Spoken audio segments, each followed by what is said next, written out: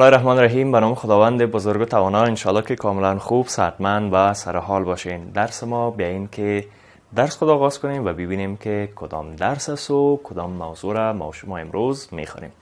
درس ما درس 27 در صنف 8 است که در صفحات 163 الی 170 کتابتان آمده. میفهمین که در مورد کی صحبت کرده؟ در مورد ملک الشعرا عبدالحق بیتاب. اما پیش از او که در مورد زندگی نامه، شخصیت و آثار و نمونه کلام عبدالحق بیتاب گپ بزنیم و بفهمیم، یک مرور کوتاه به درس گذشته خودم داشته باشیم. باز بعد از اون بخیر در مورد استاد عبدالحق بیتاب گپ خواهد زدیم و ایشان خواهد شناختیم.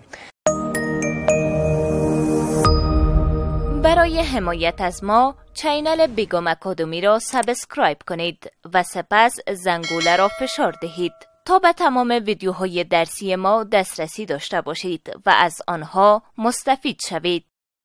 در درس گذشته ما شما در مورد قصه ها و دو بیتی های فولکلوریک خواندیم. گفتیم که هنر و ادبیات فولکلوری مربوط تمامی سرزمین ها، ملت ها و مردم ها میشه که به شکل فولکلور بعض از قصه ها، داستان ها، چستان ها و دو بیتی ها را میگن و به شکل شفاهی نسل در نسل و زبانی انتقال میشه که چند نمونه دو بیتی را از زبان فارسی داریم براتان گفتم که گفتیم از سرکو او میایه و ایگپا یادتان حتما از مثال گفتم که فراموشتان نشده باشه. و در بخش قواعد دستوری ما شما در مورد کلمه گفتیم و گفتیم که کلمه ها به دو شکل است. یکی کلمه های مستقل و دومش هم نامستقل. مثالاشون براتون گفتم که به چی شکل است؟ پیشوندها، پسوندها، پسینه و پیشینه و چیزایی که ما شما در موردش کاملا میفهمیم و یادمونه را که کارخانگی هم براتون داده بودم. حتما سوالای کارخانگیتون حل کردین. همونطور است؟ بسیار خوب. کی حل کردن؟ کتابچه خود بالا کنن. ماشاءالله. آفرین همگی. بسیار زیاد تشکر. پس به این که بریم در مورد استاد ملک الشعرا عبدالحق بیتاب بگوییم و بخوانیم و بفهمیم. پیش از او اهداف درس براتون میگم و باید ببینیم که با خواندن این درس ما شما چه چیزا را باید بفهمیم و در موردش معلومات پیدا کنیم. اولین هدف درس آشنایی با عبدالحق بیتاب، شاعر نامآور کشور ما افغانستان است. بعد از او دومین هدف آشنایی با زندگی، کارها و نمونه کلام استاد عبدالحق بیتاب است که ببینیم و ایشان بشناسیم. هدف سوم هم کسب معلومات در مورد پیشوندها و پسوندها در بخش قواعد دستوری است. در درس‌های گذشته هم گفته شده، در این درس فقط کوتاه مرور خود کردیم و خواه دیدیم که پیشوندها و پسوندها چیست. پس آماده هستین که در مورد استاد بیتاب ما بگویم و شما بفهمین؟ بسیار خوب. میخوایم از زندگی نامشون شروع کنم و ببینیم که کی بودن، در کجا متولد شدن، در مورد آثارشون براتون خواهد گفتم، نمونه کلامشون براتون خواهد گفتم و در کل ببینیم که این شاعر معروف و نامآور افغانستان چی کارا کردن و کی بودن. صوفی عبدالحق بیتاب فرزند مرحوم عبدالاحد عطار در سال 1265 هجری شمسی در گذر قصاب کوچه کابل به دنیا میان. پس فراموش نشه که استاد بیتاب در کوچه قصاب کوچه کابل، گذر قصاب کوچه کابل که نامش هم یک ذره دور و دراز شد، از پیش من گد خورد، تولد شدن که یاد ما و شما هم نره. در سن 8 سالگی پدر خود از دست میتن و آموزش و پرورش دو مامای بزرگوارش به دوش میگیرن. خانهشون آباد باعث افتخار ما شدن بالاخره. استاد بیتاب بعد از فرا گرفتن تعلیمات ابتدایی در خانه برخی از کتاب‌های عربی را بر راهنمایی صاحبای علم و دانش روزگار خود مطالعه میکنن، میخوانن و معلومات عمومی خود کسب میکنن. بیتاب در آموختن فنون ادبی و زبان توجه زیاد میکنه و چند سال بعد از خدمت اهل معارف کمر میبنده و به حیث معلم ادبیات در لیسه حبیبیه و دارالمعلمین کابل ایفای وظیفه هم میکنن. پس کمر همت بسته میکنن و در بخش تعلیم و تربیه مصدر خدمت میشن به اولاد وطن. بعدها هم به صفت استاد زبان و ادبیات دری در فاکولته ادبیات به خدمت آغاز میکنن. یعنی میرن در پاهنتون و من حیث استاد فاکولته مستر خدمت میشن. ملک الشعرا عبدالحق بیتاب با دانش و تحقیقات خود در زبان و ادبیات دری شاگردای بسیاری را هم به جامعه تقدیم میکنن که اونا هم خودشان بعدها از سرآمدان ادبیات افغانستان هم به شمار میرن. استاد عبدالحق بیتاب با وظایف خود در کمال صداقت و وطن دوستی هم عمل میکنن. یعنی وقت وظیفه و مسئولیت بهشون سپرده میشه، با کمال متانت و تندوستی و صداقت این وظایف خود انجام میدن که خانهشان آباد. او در کنار تدریس به فکر تدوین و تالیف آثار ادبی و علمی هم میشه و رساله های گرانبهایی را مثل دستور زبان، بدیع و بیان، عروض و قافیه، دیوان اشعار و نوشته ها و مقالات بیشمار هم از خود به گنجینه ادبیات دری به ارمغان میگذارند.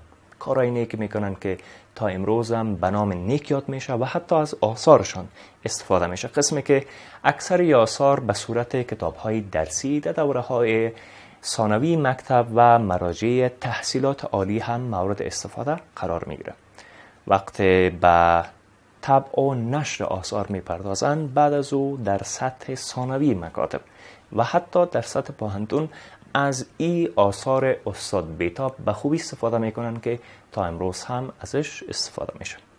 ملک الشعرا عبدالحق بیتاب از شاعرای بنام کشور هم بودن که در رشته حتی به مقام ملک الشعرا هم نایل شدن.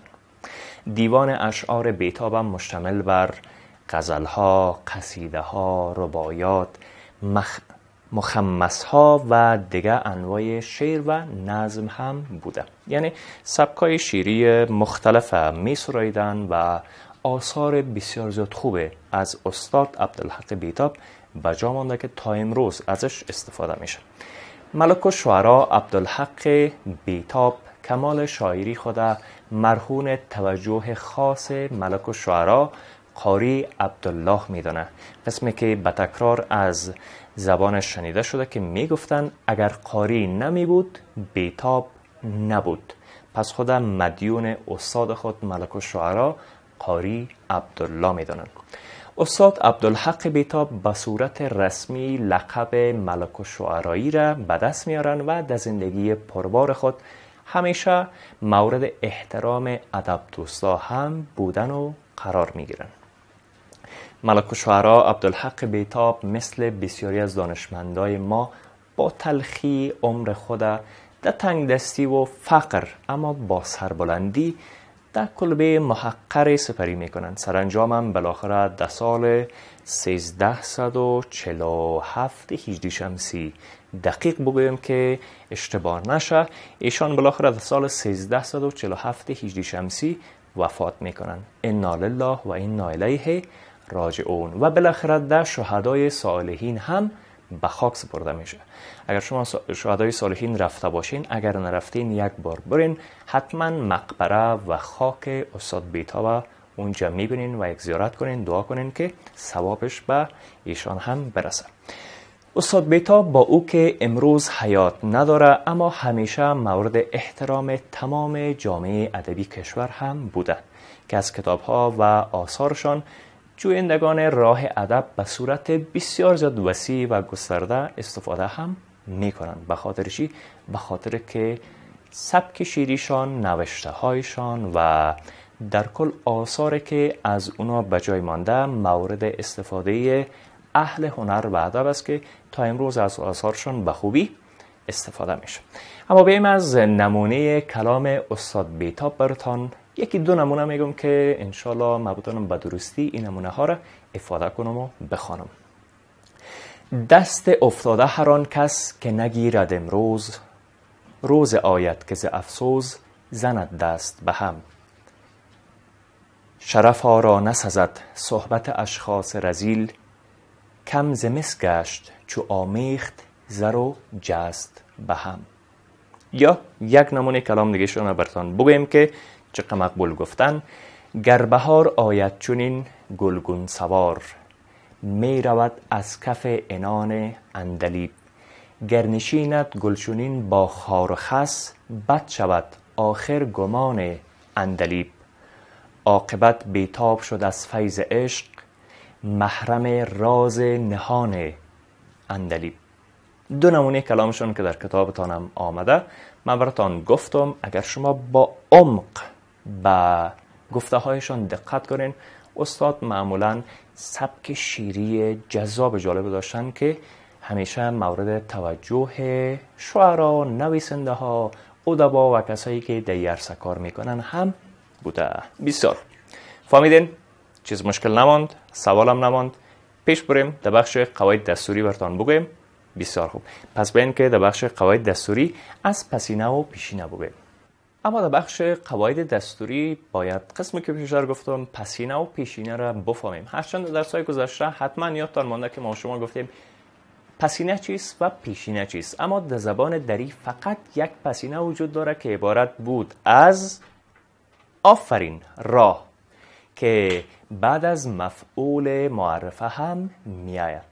پسینه در عین حال نشانه معرفه بودن مفعول بیان میکنه. به طور مثال براتون بگویم او دریا را دید، من نان را خوردم. در دو جمله که براتون گفتم دریا و نان هم مفعول هستند و هم معرفه، چون بعد از اونا پسینه را آورده شده. پس در هر جای پسینه را بیاید شما بفهمید که قبل از او مفعول معرفه وجود داره، یعنی قابل شناخت است و مخاطب ما او را میشناسه و همراهش آشناست. بعضا مفعول بدون پسینه هم میآید و این حالت است که مفعول معرفه نباشه. به طور مثال جمیله کتاب نوشت یا پدر موتر راند. اگر میگفتیم که جمیله کتاب را نوشت میشد معرفه، اما در اینجا معرفه نیست. چیست؟ نکره. جمیله کتاب نوشت، پدر موتر راند، که در این دو جمله کتاب و موتر اسمای نکره هستند به خاطر که بعد از اونا پسینه را اصلا نامده. مثلا نگفتیم که جمیله کتاب را نوشت، گفتیم جمیله کتاب نوشت. اما انواع پسوندها به دو نوع است: پسوندهای صرفی و پسوندهای کلمه ساز یا اشتقاقی که ما و شما در درس گذشته در مورد از او کاملا خواندیم و گفتیم. اما بیایم از انواع اسم بگیم که اسم به چند نوع است و به چه شکل است. اسم از نظر شناخته بودن و ناشناخته بودن بر شنونده به دو قسم است: یک اسم معرفه، دو اسم نکره. اما اسم معرفه اسم است که بر شنونده مشخص و شناخته شده باشه. مثل چی؟ این کتاب از من است. مثلا میگیم که این کتاب از من است. کتاب دیگه معرفه است. اسم این کتاب میشه معرفه. اسم نکره اسم است که بر شنونده ناشناخته باشه. مانند کتاب را خریدم. ای که کدام کتاب خریده؟ کتاب صنف 6، 7، 10، کدام کتاب داستان، کدام کتاب معلومات عمومی یا هم فرهنگ لغت، اصلا معلوم نیست، فقط میگه که یک کتاب خریدم. پس اسم میشه معرفه و نکره. انشالله فهمیدین؟ بسیار خوب.